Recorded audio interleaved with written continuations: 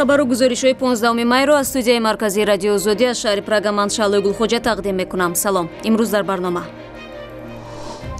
дар Брюссел Тоҷикистон ва Иттиҳоди Аврупо масъалаҳои мубрами ҳамкорӣ аз мубориза бо фасод то сохтмони нирӯгоҳи Роғунро баҳс карданд. ҳамла ба шабакаҳои иттилоотӣ беш аз 200 000 компютери саросари дунёро аз кор баровард, вале коршиносон дар бораи эҳтимоли такрори ҳамлаҳо ҳарф мезананд. ва ҳукумати Тоҷикистон дар ҳамҷоягӣ бо барномаи ҷаҳонии озуқаворӣ стратегияи нави хӯроки мактабиро таҳия дорад. бисёртар ҳамон ходдог мегӯям, ҳамон дар нон калбаса карда мекунад, ҳамона кӯдако бисёр нағз мебинанд. баъд ман ролтон мегӯям, ролтона худаш об накарда мехӯранд. аз ҳамон бисёр талабот ман кардагим ки ҳамон чизоро нахӯранд.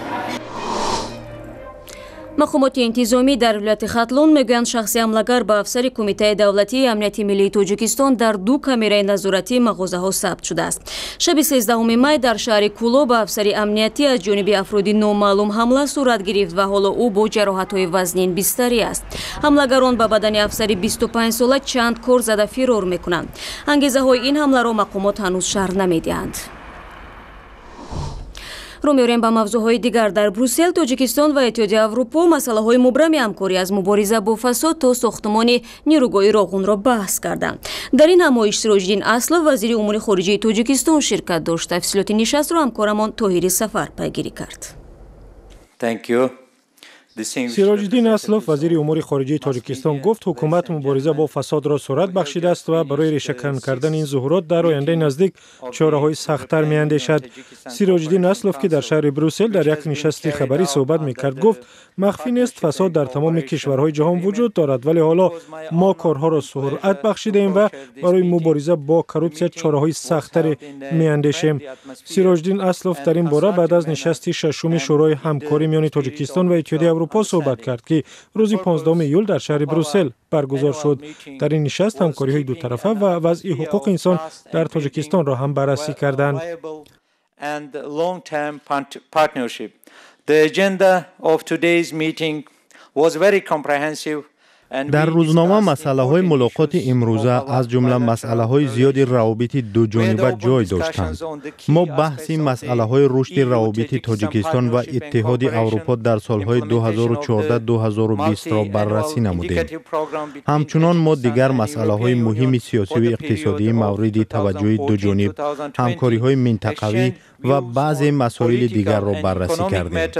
Regional cooperation and covered some other issues of mutual interest. дар ҷараёни нишасти хабарӣ Георг Велла, раҳбари ҳайати Иттиҳоди Аврупо, ба суол дар бораи нигаронии кишварҳои поёноб аз бунёди нерӯгоҳи Роғун дар Тоҷикистон гуфт: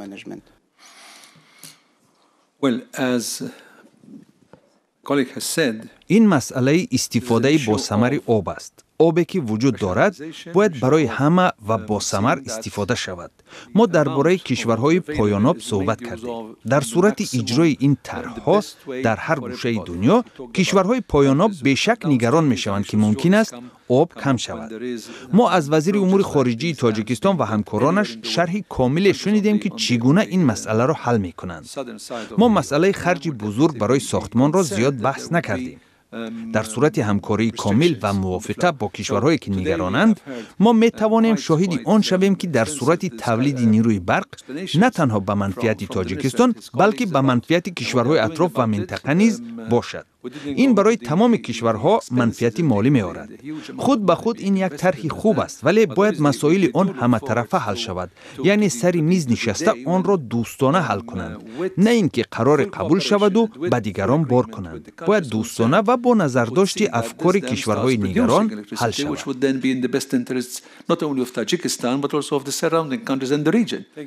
нишасти шашуми шӯрои ҳамкории миёни Тоҷикистон ва Иттиҳоди Аврупо рӯзи 15 май баргузор шуд. барномаро идома медиҳем. имрӯз дар поёни нишасти дурӯзаи раҳбарони кишварҳои олам дар Пекин президенти Чин Си Ҷинпин аз мамолики олам даъват кард ки барои ҳамкорӣ боз бошанд. ӯ гуфт ташаббуси як камарбанд, як роҳ ки ҳадаф аз он ба ҳам овардани инфрасохтор ва рушди иқтисоди саросарист набояд касеро нигарон кунад. Президенти Русия ба ин пешниҳод бо эҳтиёт аксуламал нишон дода гуфт ки Русия низ дар ин барнома нақши муҳим хоҳад дошт. Вале ба назар мерасад ки мамолики ғарбӣ ва ҳамчунон баъзе ҷамоҳири собиқ шӯравӣ аз он нигаронанд ки дар ниҳояти амр ин як барномаи афзоиши нуфузи Чин аст. президенти Чин Си Ҷинпин даъват кард ки кишварҳои Аврупо ва Осиё ҳамкориҳояшон дар чаҳорчӯби ташаббуси як камарбанд ва як роҳи ин кишварро тавсия бахшанд. нишасти дурӯзаи раҳбарони 29 кишвари олам дар Пекин ҳамчун кӯшиши афзоиши нуфузи сартосарии Чин арзёбӣ мешавад. бори аввал ин ташаббус дар соли 2013 муаррифӣ шуда буд. президенти Чин мегӯяд кишвараш барои иҷрои ин ташаббус ки ҳадаф аз он ба ҳам пайвастани бандарҳо, роҳҳои оҳан, роҳҳои мошингард ва паркҳои саноатӣ мебошад, $124 миллиард тахсис хоҳад дод. дар ин нишаст раҳбарони Русия, Туркия, Ӯзбекистон, Қазоқистону Қирғизистон иштирок ва суханронӣ карданд. дар паёме ба дипломатҳои ғарбӣ раҳбари Чин кӯшиш кард нигарониҳо дар бораи талоши афзоиши нуфузи Чин дар саросари оламро бартараф кунад. ӯ гуфт ҳар кишвари хоҳишманд метавонад ба ин ташаббус ҳамроҳ шавад. мо бояд рӯҳияи ҳамкориро ҳифз кунем, бояд аз роҳи машварати муштарак ва барномаҳои муштарак сиёсати ҳамоҳангшуда таҳия кунем. бояд тиҷорат бидуни маҳдудият бошад, ҳамоиши молӣ тавсия ёбад ва равобити мардум бо мардум таҳким ёбад. мо бояд ҳамкориҳои боз роҳандозӣ намуда вазъеро ба вуҷуд орем ки ба ҳама пирӯзӣ орад. мо набояд барои худ маҳдудиятҳо созем. мо бояд ба ҳимояткории саноатӣ ё худ протекционизм роҳ надиҳем. кишварҳои узви созмони ҳамкориҳои Шанхай дар татбиқи ташаббуси як камарбанд ва як роҳи президенти Чин Си Ҷинпин нақши муҳим доранд.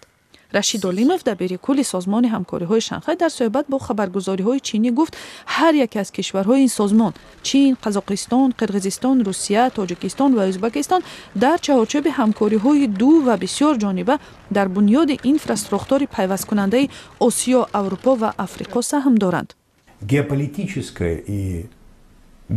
мавқеи сиёсӣ ва ҷуғрофиёи кишварҳои узви созмони ҳамкориҳои Шанхай барои бунёди камарбанди иқтисодӣ ва эҳёи роҳи абрешӣ муҳим аст. бо афзоиши кишварҳои узв имкониятҳои ин созмон бештар мешавад. аз ин рӯ лоиҳаи як камарбанд, як роҳ ба ҳадди бузурге ба ҳамкориҳои муштарак такя мекунад.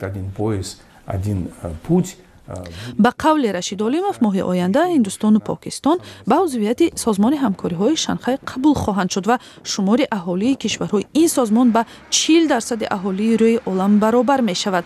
вай гуфт ки кишварҳои узв аз ташаббуси як камарбанд ва як роҳ ба нафъи худ истифода хоҳанд бурд. Экономическая сфера – это одна из ведущих сил шанхайской организации сотрудничества. бахши иқтисодӣ яке аз бахшҳои аслии созмони ҳамкориҳои Шанхай мебошад. кишварҳои узв бо кӯшишҳои муштарак тарҳҳои инфраструктуриро раҳандозӣ мекунанд. барои мисол роҳҳои автомобиливу қатораҳо, пулҳо, гузаргоҳҳои нақлиётӣ сохта мешавад. дар ин муддат парвоз миёни кишварҳо ба маротиб афзудааст. гузашта аз ин сармоягузориҳои муштарак низ зиёд шудаву ҳаҷми маблағҳои захиравӣ ҳудуди $40 миллиард ташкил медиҳад. Их объем накопленных инвестиций уже составляет порядка $40 миллиардов. дар ҳоле ки раҳбари созмони ҳамкориҳои Шанхай ба ин тарҳ баҳои баланд медиҳад, шаффофияти иҷрои барномаи як камарбанд ва як роҳ ва шароити вуруди коршарикони хориҷӣ ба он пурравозеҳ нест ва дар байни дипломатҳои ғарбӣ баъзе нигарониҳоро аз байн бурда натавонист.